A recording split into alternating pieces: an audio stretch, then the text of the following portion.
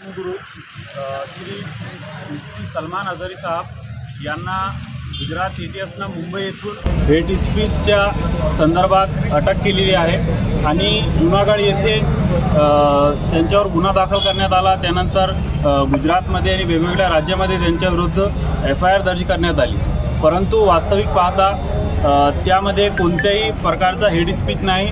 उलट ज्या वेळेस त्यांना अटक करण्यात आली तर ज्यांच्या विरुद्ध हेट स्पीचचा गुन्हा दाखल करण्यात आला त्याच माणसानं शांतीची प्रेमाची अपील केली आणि लोकांना तिथून जाण्याचे निवेदन केले। राष्ट्रपती माननीय पंतप्रधान आणि केंद्रीय गृहमंत्री यांना विद्यमान SDO साहेब यांच्या मार्फत पाठवण्यात आले आहे आणि मुफ्ती सलमान अझहरी यांच्या विरुद्ध दाखल झालेले खोटे गुन्हे लवकरात लवकर मागे घेऊन त्यांची सुटका करण्यात यावी अशी या निवेदनाद्वारे आम्ही विनंती केलेली आहे। सलमान अज़हरी साहब को रिहा करो। सलमान अज़हरी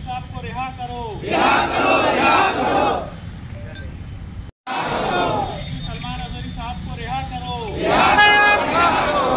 सलमान अज़हरी साहब को रिहा करो।